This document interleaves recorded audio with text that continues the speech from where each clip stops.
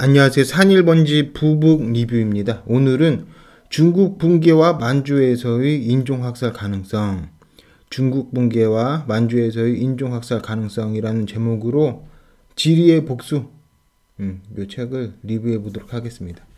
이 책이죠. 그래서 이렇게 해놓고 이 책은 이제 지리의 복수, 부제는 어떻게 되어 있냐면은 지리는 세계 각국에 어떤 운명을 부여하는가. 그래서 이렇게 이제 지리가 이제 중요하다라고 되고, 이제 이 저자는 지리를 거의 그러니까 거의 현실주의의 어떤 대용으로 지리라는 말을 쓰고 있습니다. 그러니까 어떤 이상주의가 있지만은 지리라고 하는 명확한 현실이 있다. 그래서 그 현실 때문에 우리가 이상적으로 꿈꾸는 부분들이 이제 좌절될 수가 있다. 걔네가 이제 복수를 한다라는 거죠. 그래서 이 지리의 복수는 현실의 복수라고도 이제 말할 수가 있어요. 이 저자는 좌파라고 할 수 있죠. 좌파인데 현실주의에 대한 어떤 좀 깨달음을 이제 얻은 이제 좌파라고 할 수 있습니다. 무슨 이야기냐면은 이 저자는 이제 이라크 전쟁을 긍정했었어요. 이라크 전쟁, 미국이 이라크 전쟁을 긍정했었는데 전쟁하자고 했었는데 이상주의적 열정에서 전쟁했었는데 전쟁을 해놓고 보니까 수습이 안 되는 거야. 그래서 내가 잘못 생각했다 그렇게 해서 왜 그럴까라고 하면서 이제 공부를 하고 질이라고 하는 그런 명확한 현실이 있었구나. 그래서 조금 더 현실주의적 입장으로, 다시 말해서 조금 더 우파적 보수적 입장으로 돌아선 분이라고 할 수 있겠습니다. 그 밑에서 제가 이제 다룰 텐데, 이렇게 보면은 국제 정치 관점 비교 이렇게 있잖아요. 여기서 어떻게 생각하고 온도차가 어떻게 돼 있나 그 부분도 이제 다뤄볼게요. 이렇게 돼서 로버트 카플란, 이 사람이에요. 이 사람이 이제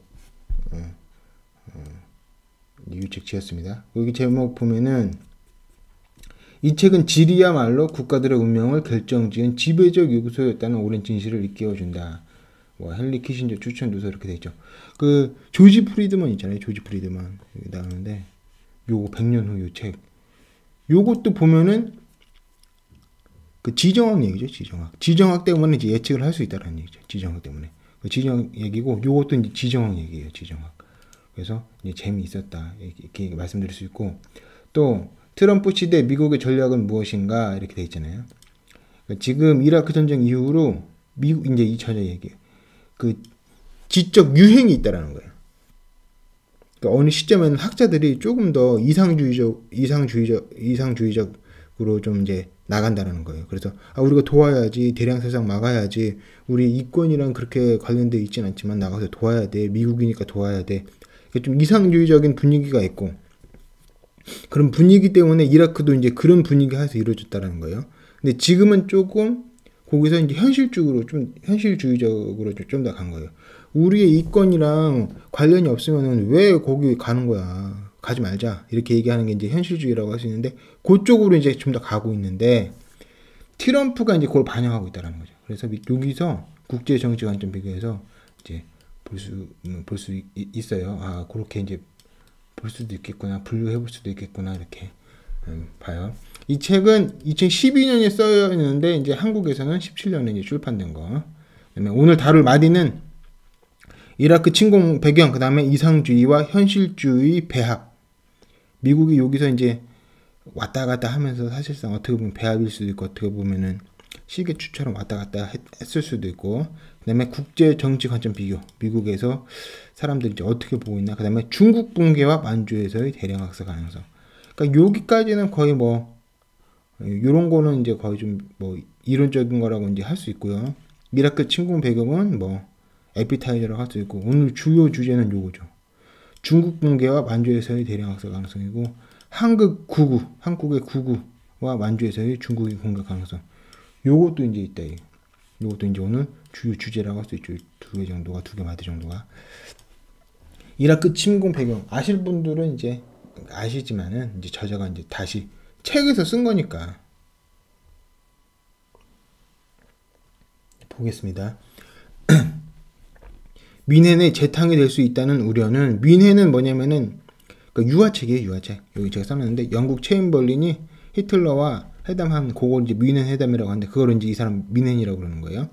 뮌헨이 재탱이 될 수 있다는 우려는 사실 새로울 게 없었다. 사담 후세인이 이라크를 침공하자 1991년 서구가 걸프 전쟁을 일으키기로 결정한 이면에도 또 다른 뮌헨이 될 수 있다는 두려움이 깔려 있었으니까 말이다. 그러니까 91년에 서구가 개입을 하잖아요. 그 개입할 때 어떤 반성이 있었다라는 거예요. 반성이 있었다라는 거예요. 우리가 옛날에 그랬는데 그렇게 하니까 잘 안 됐었어. 그러니까 이번엔 이렇게 하자라는 거예요. 그러니까 이런 거죠. 뮌헨 때 보면은 뮌헨 때 뮌헨이라고 하는 거에서 히틀러가 이제 유화책을 편 거예요. 히틀러랑 유화책을 펴다가 상황이 안 좋아졌잖아요. 아, 그래서 우리가 그때 처음에 너무 유화책을 써서 그래.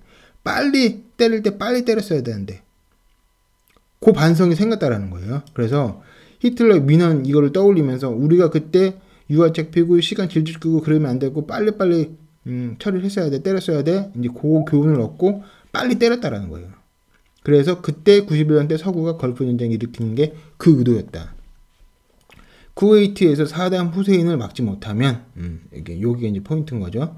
사우디아라비아가 그 다음 침공 목표가 될 수 있었고 그렇게 되면 세계의 석유 공급 통제권이 후세인의 손에 들어갈 뿐 아니라 그 지역의 인권 또한 처참한 수준으로 떨어질 것이기 때문이다. 여기가 이제 후세인 이라크였는데 요게 이제 얘가 다 먹으면은 요거를 엉망진창으로 만들고 얘 손에서 이제 다 돌아나기 때문에 안 된다. 그래서 이라크가 사우디아라비아 가기 전에 때리자 이 얘기인 거예요. 그 다음에 이상주의와 현실주의의 배합. 그래서 이상주의와 현실주의의 배합, 미국을 남아시아에서 일어난 그 전쟁에 휘말려 들게 한 것도 따지고 보면은 이상주의적 사명감이었다. 이거는 이제 베트남 이야기예요. 베트남 이야기인데, 그래서 여기서 이제 볼 수 있는 건 뭐냐면 저자는 베트남에서 지정학적 이익은 없었다라는 거예요. 없었다라는 거예요. 근데 또 다른 의견이 있을 수도 있겠죠. 그 다음에 적자는 이상주의자들에게 이라크 전쟁은 1990년대 열정의 연속이었다. 이건 뭐냐면 1990년대 코소보 사태가 나잖아요. 코소보 사태가 나는데 사람들이 이제 처음에 깜짝 놀라. 이제 통독이 되고 이제 소련이 무너지는데 무너지고 나서 코소보 사태가 나요. 그래서 나치라고 하는 게 인종학살이잖아요. 나치라고 하는 게 그냥 1993년에 히틀러라는 또라이가 나와가지고 특수한 어떤 그런 건 줄 이제 안 거예요. 그 다음에 이제는 다시는 이제 그런 일이 벌어지지 않겠지라고 이제 생각을 한 거예요. 근데 이 소련 통일이 되고 소련이 무너지고 나니까 무너지면서 여기 통제력이 약하다니까 여기에 막 독립을 한 거예요. 그래서 여기 작은 애들끼리 지들끼리 막 싸운 거야. 지들끼리 싸우고 대량 뭐 학살도 하고 니네 땅이었다 내 땅이었다. 이게 원래 공산주의적 이념이랑 공산주의 어떤 폭력에 의해서 통제됐었는데 공산주의자 저쪽 뒤쪽으로 쭉 물러나 버리게 되니까 지들끼리 대량 학살한다는 거예요. 그래서 이제 충격을 받았다는 거예요. 충격을 받고 이때 빨리빨리 이제 개입을 못했어요. 소극적으로 개입을 했다. 서구 사회가 소극적으로 개입을 했다. 그러면서 서구 지식인들이 이렇게 생각을 했다라는 거예요. 우리가 우리 이익만 너무 따져가지고 이상주의적으로 이제 접근을 해서 다가갔어야 되는데 더 좋은 사회를 만들기 위해서 더 좋은 세계를 만들기 위해서 빨리빨리 했어야 되는데 우리 못했었어. 너무 이제 뒷짐만 주고 있었어. 반성해야 돼. 이런 분위기가 있었다라는 거예요.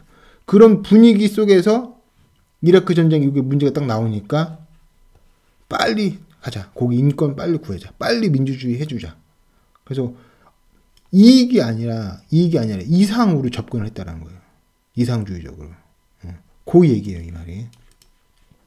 나 역시 그를 통해서 그리고 부시 행정부의 이라크 침공을 촉구한 집단의 일원으로서 이라크 전쟁을 지지했다. 그러니까 이 저자 이름 카플란은 이라크 전쟁을 지지를 한 거죠. 그러니까 좀 이상주의자였던 거예요. 원래 좀 리버럴 했다는 사람인 거예요. 이제 자유주의자였는데 발칸 전쟁으로 드러난 미국의 힘에 경도된 데다가 사담 후세인이 직간접적으로 밀라셰비치보다 더 많은 사람을 죽인 것은 물론 대량 살상 무기를 보유한 것으로 여겨지는 전략적 여겨졌다라는 거예요. 진짜는 아니라는 거죠.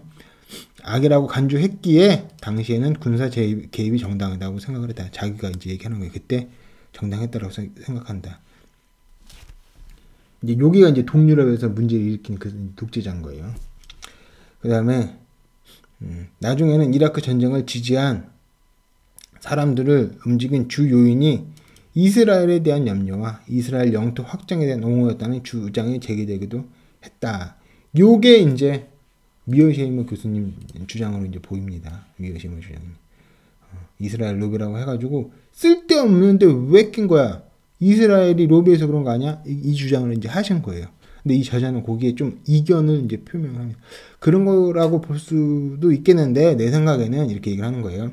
하지만 그 무렵 내가 신보수주의자 및 일부 자유주의자들을 겪어본 결과 그들의 마음속에는 이스라엘보다 보스니아와 코스보가 더 크게 자리 잡고 있었다. 얘네들 이제 지들끼리 이제 학살했는데 서로 늦게 개입한 거야. 그러니까 빨리 개입해야 된다. 이때 반성으로. 그 얘기예요. 그 얘기. 그렇게 이제 되고, 그 다음에 한국의 입장에서는 그 한국 보수의 이상주의가 있다고 할 수 있어요. 이제 북한 인권을 위해서 이제 북한 폭격을 해야 된다. 이런 거. 인권 이렇게 얘기하잖아요. 이런 건 이제 이상주의인 거예요. 민주주의를 위해서 이제 뭐 북한을 이제 공격을 해야 된다. 뭐 이런 식으로 가는 거는 이제 이상주의자라고 할 수 있어요. 참고적으로 유시민의 이중적 인권 과안 이렇게 했는데 인권이 이제 보편적인 거잖아요. 보편적이라는 거는 시간이랑 공간을 초월한다는 거예요. 그러니까 언제 어디서든 적용할 수 있는 원칙 이런 게 이제 보편적이다. 이제 보편적 원칙이다 이렇게 얘기하는 거잖아요. 한 번은 유시민 씨가 그 박정희 대통령에 대해서 인권을 무시했다라고 이제 지적을 하는 거예요. 인권을 무시했다. 독재했다. 인권 무시했다. 그러니까 이릉 수긍할 수 있죠? 이릉 수긍할 수 있잖아요. 그래, 그렇게 할 수 있죠. 왜냐면 인권이라는 게 이제 보편적 인권이니까 그래, 이릉 맞는 말이다. 근데 이제 유시민 씨가 또 이제 북한 체제는 이제 또 이제 그럼 옹호를 하는 거예요. 근데 북한 체제는 이제 내재적으로 접근해야 된다. 걔네 입장에서 생각을 해봐. 이게 이제 내재적 접근인데 내재적 접근을 해야 된다는 거예요. 그러면 인권이라고 하는 게 보세요. 보편적인 인권이라고 하는 거잖아요. 그러면은 시대와 뭐 상황, 시간과 뭐 공간을 따지지 않고 적용해야 되는 거잖아요. 그럼 인권이라고 하는 거는 박정희한테도 적용을 했으면은 김일성이나 김정은, 김정일한테도 적용을 할 수 있어야 되는 거죠. 그죠? 근데 인권, 보편적 인권을 들고 왔으면서 박정희한테는 거기에 적용을 하면서 북한한테는 적용을 그걸 안 하는 거예요. 내재적 접근해야 된다고 그러고. 그러니까 친북인 거죠. 내재적 접근해야 된다는 거니까. 그러니까 이런 게 싫은 거예요. 이런 게 싫은 거예요. 왜 거기서는 보편적 인권이라고 하면서 적용을 하고 박정희 시대 때는 박정희 시대 때 남한에서 박정희 시대라는 시간에서 박정희 남한이라는 공간에서 그때는 이제 보편적 인권을 적용을 하고 그럼 북한도 적용을 해야 되잖아요. 시간과 공간을 떠나는 게 이제 보편적 인권이니까 북한에서는 왜 적용을 안 하냐 이거예요. 이중잣대죠, 이중잣대. 그걸 이제 저는 진짜 말 그대로 정확하게 이중잣대. 잣대가 두 개인 거잖아요. 보편적 인권인데 보편적 인권마저도 보편적인 인권이라고 하는 것마저도 어떤 정치적인 입장에 쓰고 있다. 그런 면에서 조금 약간 구역질이 난다. 이런 말씀을 드립니다. 인권마저도 정치적인 수단으로 쓴다. 인권도 이중적인 인권관을 갖고 있다. 그래서 불일치한다. 그게 이제 싫습니다. 싫어요. 그 다음에 정치, 국제 정치 관점의 비교 이렇게 되어 있습니다. 자유주의, 신보수주의, 그 다음에 현실주의, 고립주의 이렇게 쭉 나왔어요. 이렇게 여기는 최대한 적극적으로 개입하자라는 쪽이겠죠. 그 다음에 여기는 덜 개입하자. 그러니까 개입의 강도에 따라서 쭉 나열한 거다. 이제 보시면 돼요. 제가 임의적으로 해본 거예요. 근데 이제 이렇게 하면은 여기서 이제 좀 움직이는구나 이제 보실 수가 있어요. 이 저자들 보면 자기가 부시 이라크 침공 촉구했다라고 했잖아요.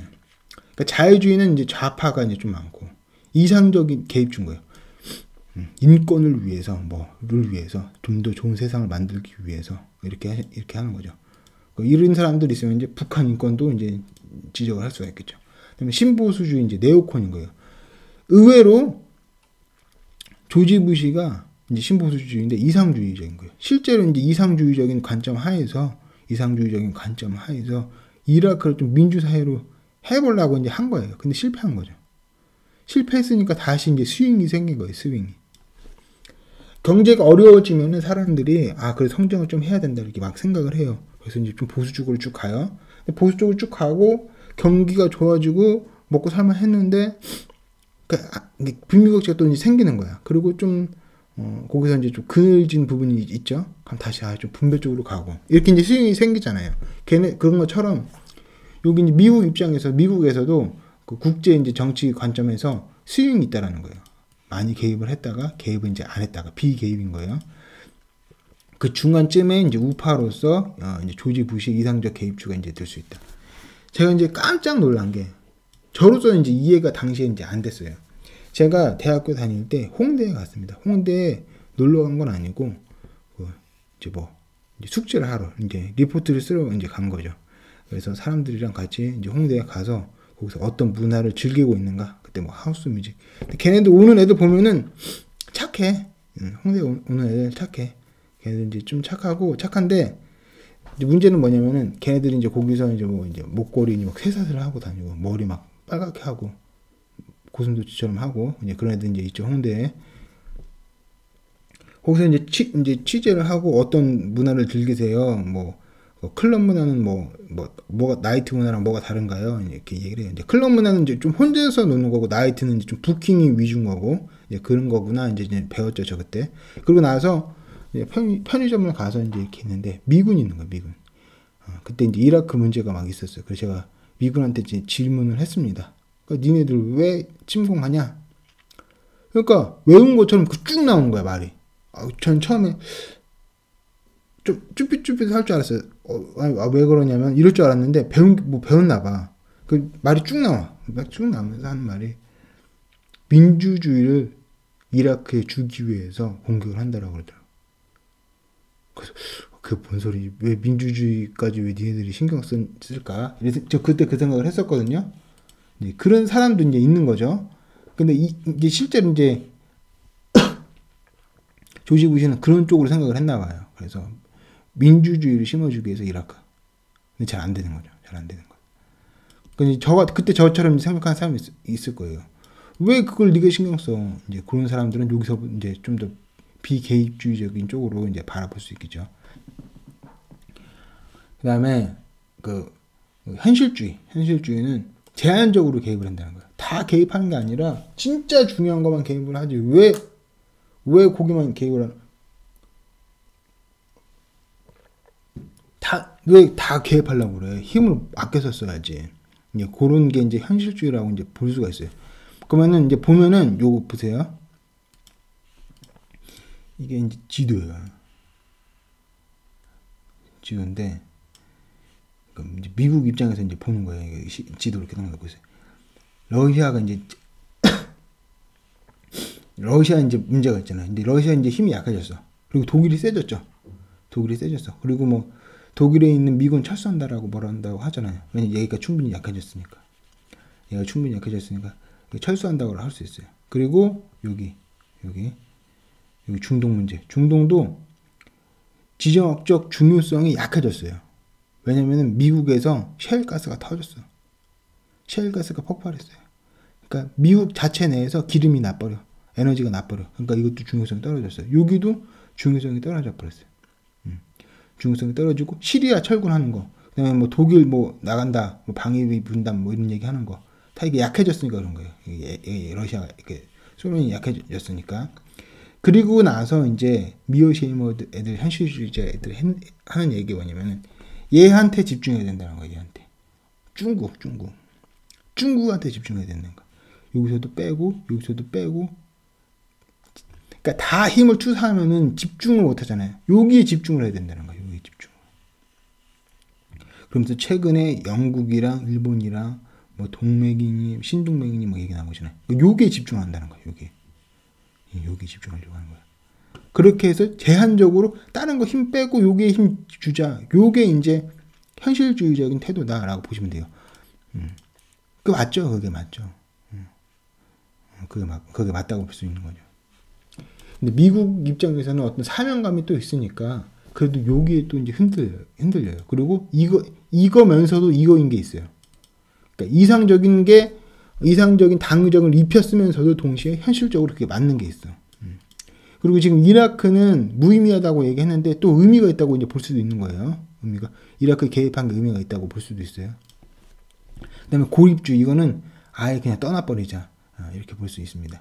이 고립주의적으로 이제 가장 이제 뭐 대표적인 게 이제 어딨어? 21세기 미국의 패권과 지정학. 요거가 이제 요 입장이에요. 그래서 저희가 이제 부분 리뷰에서 여러 책을 좀 봤잖아요. 지금 책 로버트 카플라는 신보수주의 내지 1 내지 2에서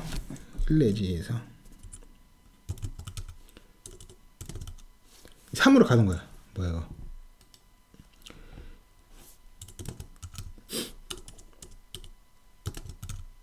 1 내지 3으로 가는 거야. 그러니까 개입주의, 이라크 개입주의에서 지금 좀 현실주의 쪽으로 이제 가는 거예요. 이 사람은 자기 태도를 좀 바꾸고 있는 거예요. 그런 거고, 미어샤이머 계속 미어샤이머 이래요. 강대국 국제정치 비극 요거 있죠. 요분은 3인 거야. 현실주의. 그래서 독일, 중동 이거 물고 중국만 패자, 빨리 중국만 때리자, 중국에 집중하자, 이런 쪽인 거예요. 그다음에 조지 프리드만, 이분은 요것과 요거를 잘 배합해야 된다라고 얘기를 하세요. 현실주의랑 좀 이상주의, 낭만주의 이쪽을 섞는다. 그러니까 한 2.5 돼. 그리고 피터 자이언은 이 사람이죠. 이 사람은 개입주의. 미국은 너무 강해서 쳐들어올 수도 없고 너무 강하니까 그냥 손 띄자. 그냥 우리끼리 행복하게 살자. 요거예요. 한국 입장에서는 이게 무섭죠. 한국 입장에서는 미국이 있어야 되죠. 왜냐면은 중국이랑 일본이랑 너무 그거니까. 일단 지금 중국에 집중하고 있으니까. 그런데 미어쉐이머 교수님이 하는 얘기가 뭐냐면은 중국이 빨리 망할 수 있다라는 거예요. 빨리 망하고 그러면 이제 여기서 이제 대항할 게 없잖아요. 대항할 게 없으면은 한국은 주한미군은 나갈 수 있다라는 거예요. 나갈 수 있다라는 거. 그러니까 중국을 견제하기 위해서 주한미군이 있는데, 중국 견제하기 위해서 옛날엔 소련이었지만은 다 나가버리면 어떻게 되냐? 힘이 걔네들이 없어지면은 나가버린다는 거예요. 그래서 우리는 전략적으로라도 중국의 위험성을 강조를 하고, 특히 일본의 위험성도 강조를 해야 돼요. 일본의 위험성. 그리고 일본이 실제로 미칠 가능성이 있기 때문에 걔네들은 보수가 반미예요. 걔네들은 보수가 반미입니다. 2차 세계대전 이전을 제일 좋아해요. 그래서 미국이 자기들의 꿈을 망친다고 생각하기 때문에 반미인데, 걔네를 강조해서 주한미군이 계속 있게 하는 게 좋다. 그리고 이것도 있어요. 한국이 미칠 수도 있어요. 한국의 군사력 폭증하고, 특히 지금 젊은 청년 남성들 있잖아요. 청년 남성들 폄하가 있기 때문에 그 남성성의 그 폄하가 있으면은 죽는 것보다 죽는 걸 좋아합니다. 더 무시당하는 것보다 죽는 걸 좋아한다고. 그러면 이제 전쟁 같은 건 이제 호전광. 왜냐면은 전쟁이 있으면 남성의 가치를 인정받을 수 있잖아요. 그러니까 지금 뭐 페미니즘 반대하는 이제 싫어하고 피해 입었다라고 여기시는 분들, 그 페미가 이제 과도한 면이 있죠. 그 사람들이 커지면 어떻게 되냐면은 전쟁을 요구한다 이거예요. 전쟁을. 그래서 그 사람들이 정치 세력화돼서 진격을 하면은 북진하자고 할 수 있어요. 북진하자고. 그냥 무시당하면서 사느니 전쟁하면서 어떻게 한번 그거를 이제 추구해보자, 입지를 추구해보자, 이런 식으로 갈 수 있다는 거예요. 모범주의 쪽으로. 그것도 주의해야 되는데 그 의식이 없는 것 같아요. 일단 조지 부시는 이제 그렇게 하고, 조지 부시는 이라크 전쟁하는 건 한 2, 요 정도 되고, 우드로 윌슨 이승만 스승이죠. 요거 이상적 개입주의. 그러니까 어떻게 보면은 오지랖이 없다 이렇게 볼 수도 있는 거죠. 하지만 한국 입장에서는 이게 좋았지. 3.1운동도 어떻게 됐고, 그 다음에 이상주의적 개입 때문에 북한이 쳐들어왔을 때 그때는 이제 도움 받을 수 있었던 거고, 쉽게 그런 거죠. 그리고 이제 일본이랑 미국이랑 짜고 어떻게 보면 한국을 뒤통수 친 거죠. 그것도 보면은 이제 좀 미국의 어떤 보수적인 입장 하에서 우리가 이제 뒤통수 맞은 거죠. 이제 그런 부분도 있기 때문에 한국 입장에서는 일단 이 민주당 쪽 이런 태도가 더 안전하다 이제 볼 수 있어요. 근데 일단 지금 트럼프는 중국에 겨냥하고 있기 때문에 더 시간을 두고 봐야 되는데 단기적인 관점에서는 유리할 수 있지만 장기적인 관점에서는 불리할 수가 있다. 그다음에 트럼프는 3.5에서 3. 여기거나 여기 사이. 여기거나 여기 사이에 고립주의적거나. 그래서 트럼프는 이제 아시겠죠? 이라크를 그러니까 이상적 개입주의 때문에 이라크가 망했잖아요. 그러니까 트럼프가 조지 부시를 또 이제 까잖아요. 그러니까 지식인 사회가 이제 벌써 다 이제 스윙이 있는 거야. 이 카플란 이 사람도 그렇고 다 스윙이 있는 거야. 트럼프도 그래서 다음은 여기네. 그래서 지금 가서 여기 있는 거예요. 여기 있으니까 현실주의 내지 고립주의 쪽으로 좀 배합 비율 더 높이는 거야. 높이는 거야. 특히 이제 중국, 독일이나 중동 요 부분에 있어서는 러시아가 힘이 빠졌으니까 중국에 이제 요리를 하는데 이제 집중을 하겠죠. 그다음에 케네디는 이 저자 입장에서는 1이라고 하고 다른 사람들은 3이라고 또 보는 사람이 있어요.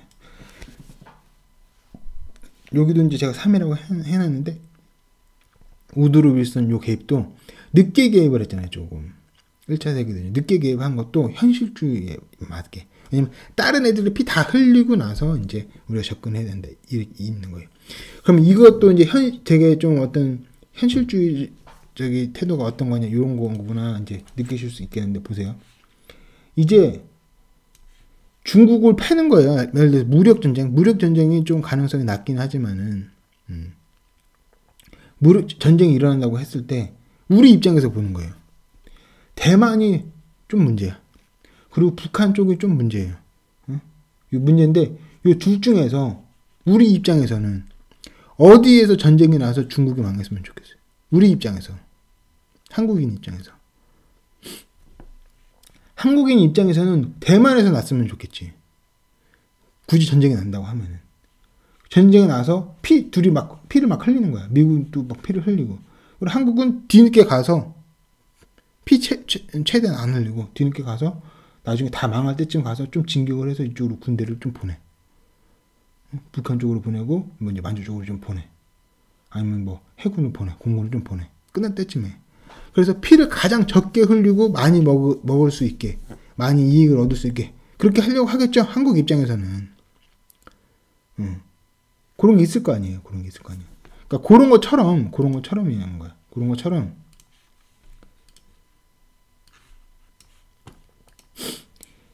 이 우드로이스는 여기 3이라고 한 건 뭐냐면은 개입을 했는데 늦게 개입을 했어. 그 늦게 개입을 한 게 그렇게 다른 애들 다 피 흘리고 뒤늦게 개입을 해서 우리는 피 적게 흘리게. 그거라는 거예요.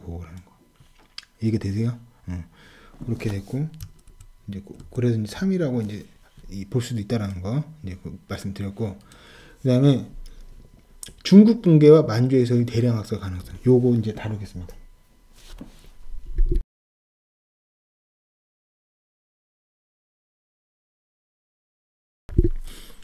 이거 보면 소름이 돋아.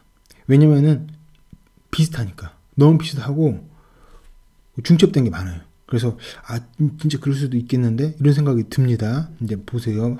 어떤 생각이 드시나. 이렇게 보면은 폭력의 발생지가 단일 인종국인 중부 유럽의 헝가리나 폴란드가 아니라 인종 구성이 복잡한 유고슬라비아였던 것은 놀라운 일이 아니에요. 여기서 이제 소련이 뿌개지면서 여기서 유고슬라비아에서 문제가 터져버린 거예요. 그리고 폭력이 전적으로 사악한 인물 때문에 벌어진 건 아니라는 사실을 또한 알게 된다. 히틀러 때문에 그런 줄 알았는데 유고슬라비아에서 1990년대에 또 이제 그런 게 벌어지네. 비슷한 게. 왜 그런가 이거? 히틀러 때문이 아닌 것 같은데 이 생각이 든다라는 거예요.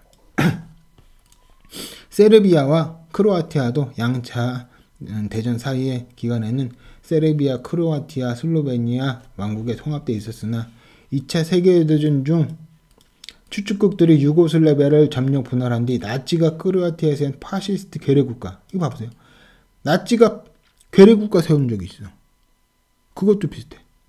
크로아티아 독립국 강제로 수용소인 세르비아인 수만 명을 학살하는 일로 원수지간이 되었다. 그러다 2차 세계대전 직후 티토의 전체주의적 공산주의 지배 아래 두 나라는 또 한 차례 통합되었으나 1991년 유고 연방이 해체되자 세르비아는 기다렸다는 듯이 이제 공산주의가 묶여있어 공산주의로 묶여놨는데 그게 해체돼 버리는 거예요. 응? 그러니까 얘네들이 지들끼리 싸우는 거야. 세르비아는 기다렸다는 듯이 세르비아 국경 너머에 위치한 슬라보니아와 크라니아를 공격, 크로아티아에 대한 인종청소를 자행했다는 거예요. 세르비아가 크로아티아인에 대한 인종청소를 자행했다. 이 공산주의가 이제 무너지면서. 이해가 되세요? 이게 만주에서 이제 벌어질 수 있다는 거예요. 만주에서. 그러나 나중에 이 지역은 다시 크로아티아에 수복되었고, 그러자 이번에는 세르비아인들이 그곳에서 쫓겨났다. 이런 복잡한 사연으로 세르비아와 접경한 크로아티아 지역에서 시작된 전쟁이 보스니아까지 번져나가 수십만 명의 인명이 끔찍하게 목숨을 잃는 결과를 낳은 것이다. 따라서 이곳에서도 역사와 지리는 넘쳐났다. 역사와 지리가 이제 현실이라는 거죠. 민족주의 이런 게 있다는 거죠. 지리, 땅에 대한 어떤 애착을 통한 어떤 민족주의가 사람들을 서로 이제 학살하게 해버렸다. 그래서 유고슬라비아랑 만주랑 비슷하다. 이제 강대국 붕괴, 소련이 붕괴했어요. 그리고 중국은 뭐냐면은 지금 경제 위기 있죠. 경제 위기 있고 중국 자체가 원래 원심력이 강하잖아요. 그래서 거기서 이제 붕괴될 수가 있다. 된다라고 이제 보는 거예요, 지금. 그리고 분단과 관련된 거, 동서독이 그때 이제 통일돼 버렸죠. 그리고 중국과 관련해서는 지금 통일된 건 아니지만은 통일할 수 있는 그 상황이 많이 있잖아요. 남북한이 있고 대만, 중국이 있어요. 그러니까 이 남북한 통일이랑 동서독 통일이랑 소련 붕괴랑 관련 있는 것처럼 남북한이랑 이것도 관련이 있어. 중국 붕괴 그거랑. 그다음 다인종, 슬로베니아, 크로아티아인, 슬로베니아 요런 게 이제 있고, 그 다음에 한족, 조선족, 그 다음에 뭐 위에 찌그러 몽고 이거는 만주는 이제 아니겠지만 여기도 이제 인종이 이제 섞여 있잖아요. 그 다음에 게레국가, 나치 게레국가, 크로아티아 독립국, 여기 세운 적이 있고, 일제 만주국 세운 적이 있고. 그래서 굉장히 비슷해. 그러니까 일단 핵심은 뭐냐면은 만주에는 인종이 섞여 산다라는 거예요. 한족이랑 조선족이. 그렇기 때문에 한족이 조선족을 학살할 수도 있고, 이 중국이 붕괴하면서 통치력을 잃으니까 애들 지들끼리 막 싸우는 거예요. 그러면 한족이랑 조선족이랑 싸울 수도 있고, 그러니까 한족이 조선족을 죽일 수도 있고, 조선족이 또 이제 한족을 죽일 수도 있고. 또 보시면은 이제 러시아랑 미국이랑 한 편을 먹으려고 그러잖아요. 여기 독일에서 좀 빼서 러시아를 만족시켜줘. 여기도 좀 빼서 러시아를 만족시켜줘. 그리고 여기 혼란을 일으켜가지고 기름값을 올려. 그러면 러시아도 이제 번성해. 그 다음에 러시아한테 딜을 쳐가지고 이제 여기에 신경 쓰지 말고 여기에 좀 신경 써줄래? 만주, 그러니까 중국 국경 쪽을 좀 신경을 써줄래? 이렇게 하는 거예요. 그럼 여기에 이제 러시아군이 오는 거죠. 그런 다음에 중국이 이제 붕괴됐을 때, 러시아 군들이 중국을 공격할 때, 뭐 붕괴될 때, 혼란이 있을 때, 러시아 군들이 이쪽으로 오면서 학살할 수가 있죠. 그러니까 여기가 만주가 모호하지만 동시에 모호하다고 하는데 그게 위험한 거야. 그러니까 한족이 조선족을 학살할 수 있고 서로서 이제 죽일 수도 있고, 러시아 애들이 와서 또 이제 문제 일으켜가지고 또 이제 학살할 수가 있는 거예요.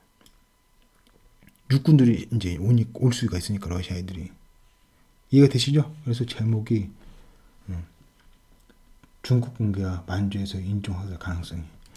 그 다음에 한국에서도 한국 사람들이 좀 착하긴 하지만은 그 이제 인종학살 이런 게 예외적인 게 아니야. 되게 흔해. 그리고 나치도 그런데 지금 우리가 이야기한 거 뭐 크로아티아 이제 그쪽 얘기를 했지만은, 그러니까 독일 나치가 유대인 학살했잖아요. 그 유대인 학살하는 게 이제 어떻게 보면 유대인 학살하기보다는 소수민족 학살인 거거든요.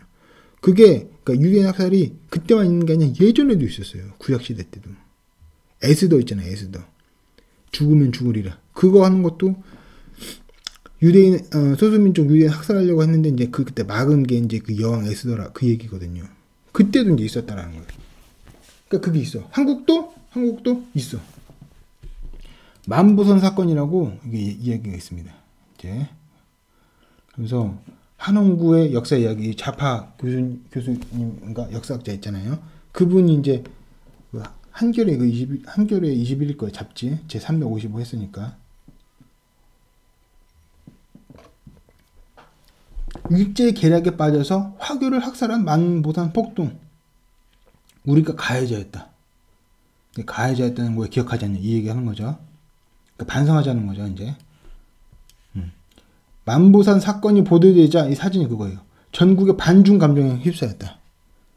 이게 있어요. 이거 우리나라도 있습니다. 그래서 이런 게 기본적으로 있어. 그러니까 기독교가 좀 들어가야지 이게 좀 주는 거야. 평양 시민들에 의해 파괴된 중국인 거리, 사회적 약자, 장애인 이런 거에 대한 공격, 린치하려고 하는 거 있습니다. 어느 정도 기독교가 들어가야지 그게 줄어요. 안 그러면은 이렇게 막 가는 거예요. 이거보다 더 심하게 가는 거예요. 우리가 무슨 일이 있으면 호떡집에 불났냐라는 말을 쓰곤 한다. 근데 이런 호떡집에 불났냐가 이게 이 만보산 사건 1931년 일제시대 때 그때 만들어졌다는 거예요. 조선에 있던 호떡집 대부분이 불에 탔다. 호떡집이 이제 중국 사람이 만드는 거죠. 불이 난 건 호서방네 호떡집만 아니었다. 비단장사 왕서방, 그 다음에 포목점 이발소, 청과상, 중국인이 경영하는 상점이라는 상점은 전국에서 불에 다 없어져 버렸다. 그 다음에 최소 수백 명의 목숨을 앗아갔다. 대대적인 반중국인 폭동이 1931년 7월 초순에 여름에 뜨겁게 달았다. 그래가지고 만주에서 물수로 문제를 중국인이랑 한국인이랑 싸웠는데 그게 오보가 났대요. 오보가 나가지고 사람들이 한국인이 당했다라고 이제 오보가 난 거야. 그러니까 한국 사람들 화가 나가지고 중국인을 린치를 한 거예요. 이렇게 린치 하잖아요. 그렇기 때문에 이 만주가 붕괴됐을 때 만주에서도 어떤 인종주의적인 폭력이 일어날 수가 있다. 이렇게 볼 수가 있겠죠? 그런 걸 이제 볼 수가 있다라고 이제 이야기해 볼 수 있겠습니다. 어떻게 재미있으셨어요? 그래서 내용을 정리를 해보면은 그 중국인에 대한 공격 가능성이 있다. 옛날에 우리 공격한 적이 있다. 호떡집에 불 질렀다. 만보산 폭동 이런 것처럼 일어날 수가 있다. 그리고 중국이 붕괴하면서 만주가 통제력이 약화될 때 한국이랑 조선족이랑 러시아인 쪽까지 해가지고 서로 학살하고 공격할 수가 있다. 그리고 젊은 청년 남성 이제 분노가 쌓여가지고 전쟁 어떤 호전성 이거를 이제 보여줄 수가 있다. 그건 얘기하고 유고슬라비아랑 이제 만주랑 굉장히 비슷하다. 강대국 붕괴도 이제 예정되어 있고 이런 것도 예정되어 있고 다인종이라는 것도 비슷하고 괴뢰 국가가 세워졌다는 거 비슷하기 때문에 이 부분에 대해서도 염두에 둬야 된다. 국제 정치 관점 비교. 개입주의와 이제 비개입주의가 스윙을 한다. 우리가 읽었던 책이 이렇게 분류해 볼 수가 있다. 그다음에 이상주의적인 어떤 입장에서 이라크 행정부의 이라크 침공을 저자는 긍정했었는데 조금 반성하게 된다. 그래서 구분하고 그다음에 이라크 침공 배경에는 석유 때문에 사우디 이걸 다 먹을까봐 후세인이 그렇게 됐다라고 정리해 볼 수 있겠습니다. 어떻게 재미있으셨습니까? 저희 부분 리뷰는 시청자 여러분들이 정신적으로나 물질적으로 부자가 되기를 기원합니다. 시청자 여러분들 같은 삶에 일조할 수 있는 부분 리뷰가 될 수 있도록 노력하겠습니다. 여기까지 하겠습니다. 이상입니다. 감사합니다.